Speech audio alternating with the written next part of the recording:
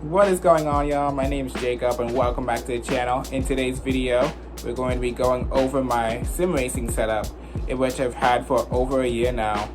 And I'm really excited to go over it, to be able to show those certain flaws, but then also the pros of it, because most of it is pros. Like, this is my first sim racing setup, and I know a lot of people go on the cheaper side for it, and to me, I'm like someone that goes either 0 to 100, so I went full out in mine.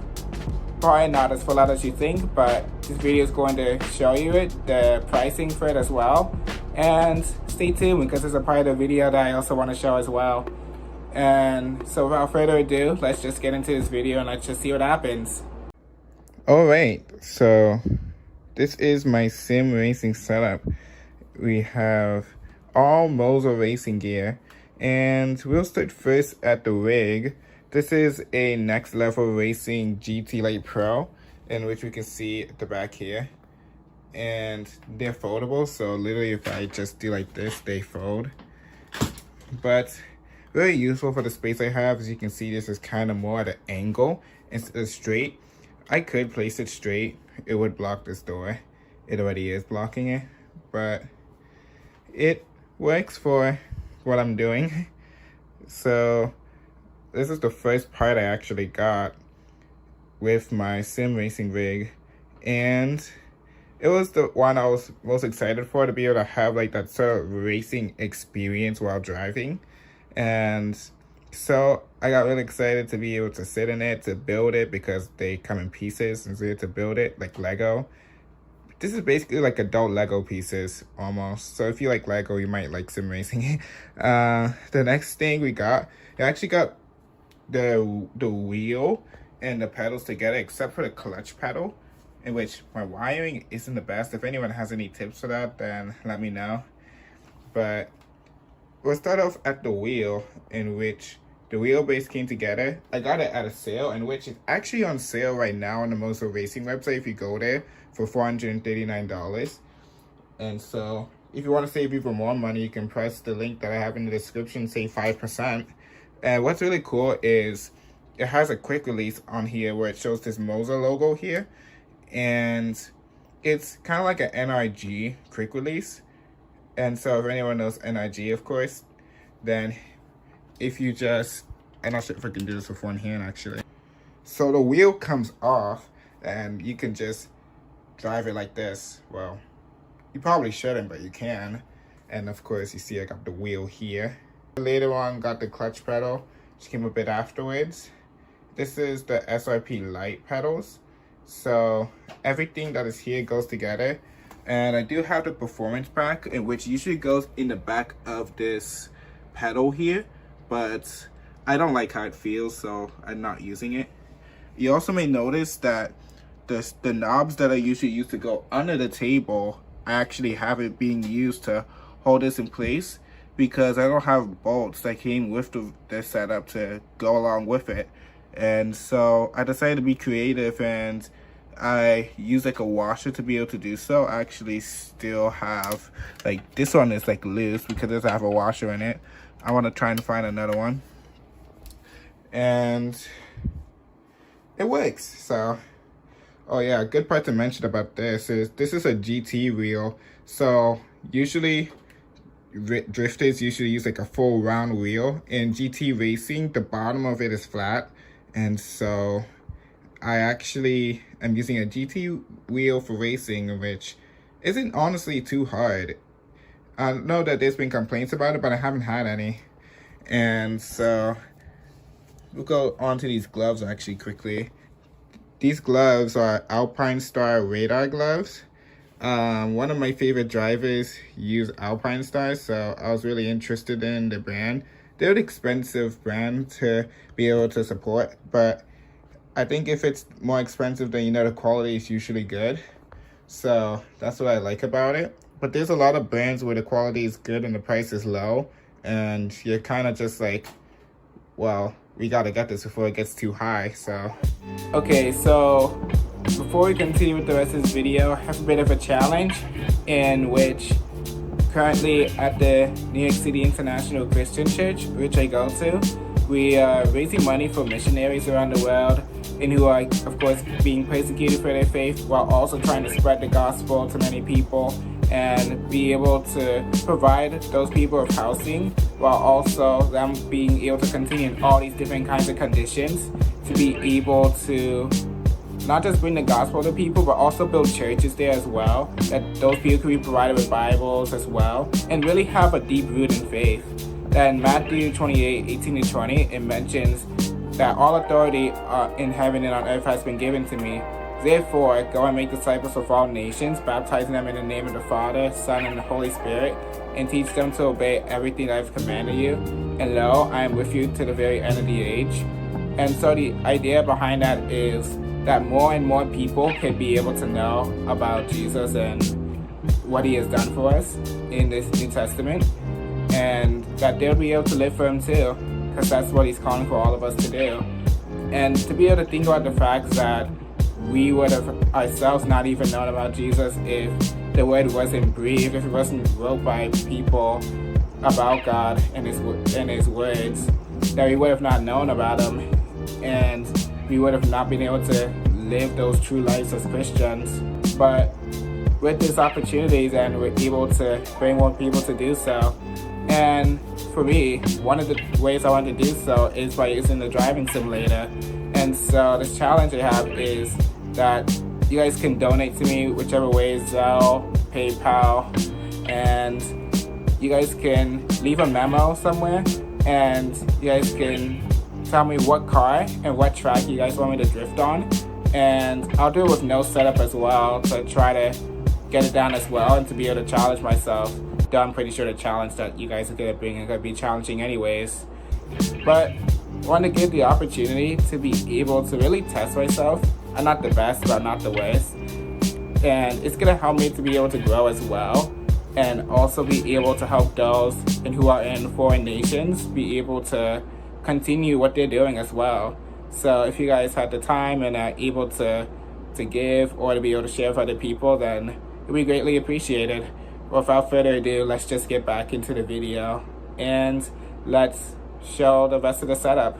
Move on to this sequential shifter. I think this is the SGB sequential shifter. I have my iPad next to me so I can just quickly check.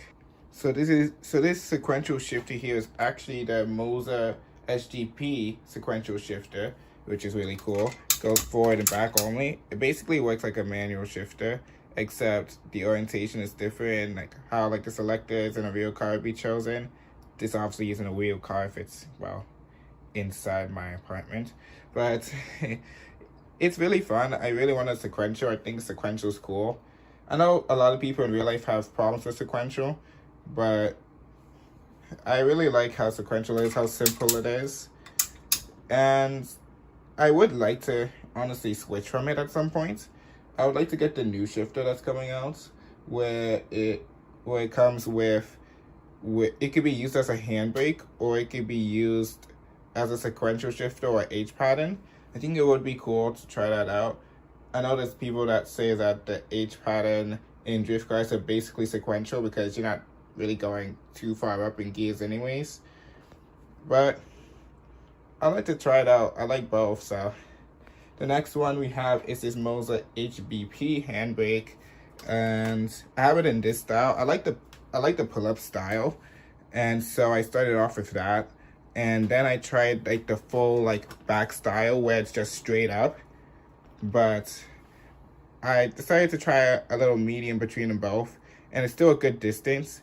And when I started, I actually had it right here, and then the shifter right here. I have a picture of it that I'll just show on screen, and honestly didn't work the best because it takes a longer distance to be able to get there, which makes it harder to really be able to keep that control when you're trying to have full control of the vehicle.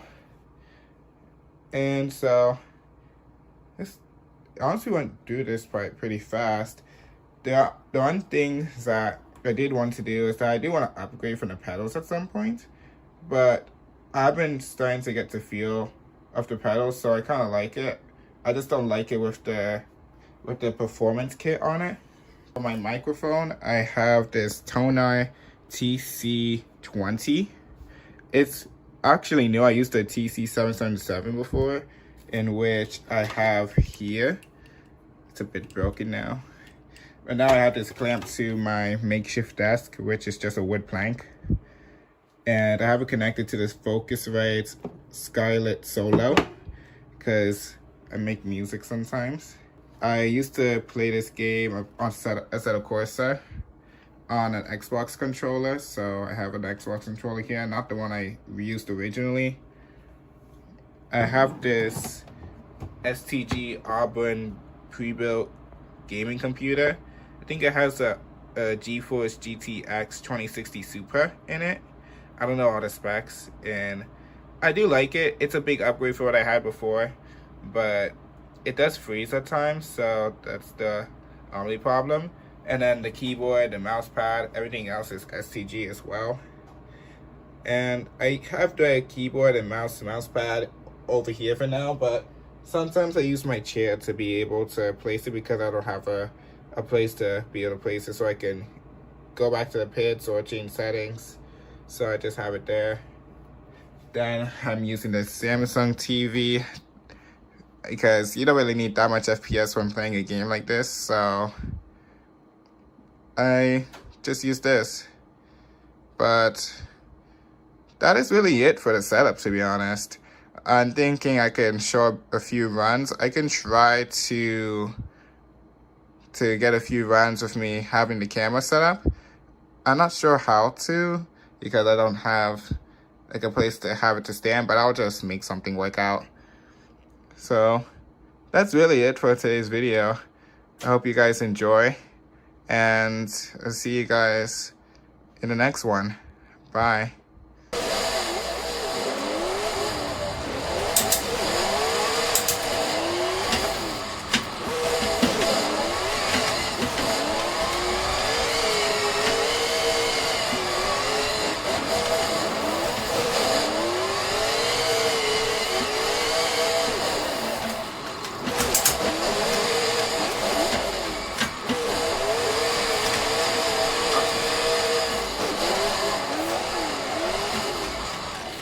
Gotta clean it.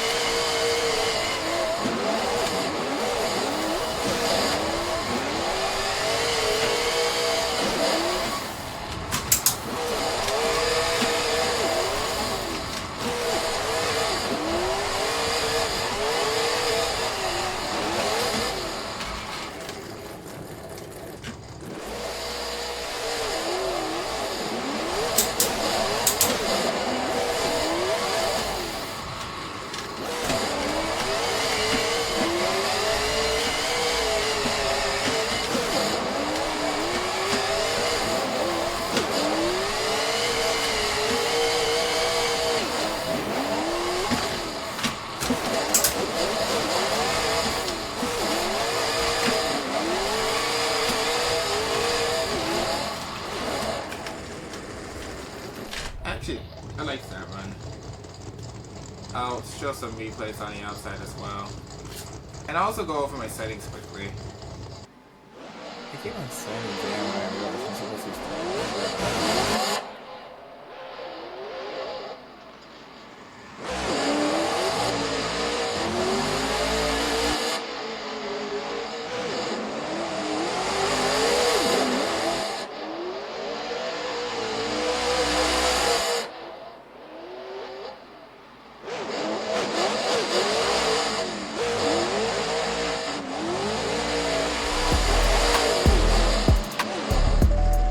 Okay, so this is my settings here. We have 900 degrees, which usually says the sports. We have all these different ones like Formula 1, GT, or not just Formula 1, but the different Formula sports. GT, which I mentioned, I have a GT wheel. 725 hypercars, got the sports cars, 900 standard car, small truck, and a heavy duty truck if you want to play some truck simulators. All these settings here. And I'm not using the drift preset, this is a custom one. Softness up to 5 here. I have these at the max. Got wheel speed at 100. Go to advanced, we got 100, 0, 0, 0. Wheel spring strength at 0. Game spring at 100. Dampening at 50. Inertia at 50. I'm not even sure if I changed anything here, but this is what it is. Base feedback curve, just how it is this. I don't think I changed anything here either. Wow, there isn't anything there. And there's nothing to really see here, but for the pedals, didn't really change anything here. I think this was supposed to be auto over here, but I have it over here. And we have for the shifter here, there's not really anything here except you can change the colors for these buttons here. You can change the way that it goes. I have this reversed because it has it the other direction when you're shifting up and down, and I didn't like it, so I changed it. I have this red and white here. I had them as like full on blue last time, but I started to really become a big fan of red recently, so I have that. There's nothing to really see here either. You can change the spring in here. There's a yellow spring here that you can change to a blue one. I'm not going to change it, I like the way it feels. But that's going to be it for this video. I hope you guys have enjoyed. And if you guys want to learn more about the challenge I'm doing, check the description below. It's going to have everything there. I'll see you guys in the next video.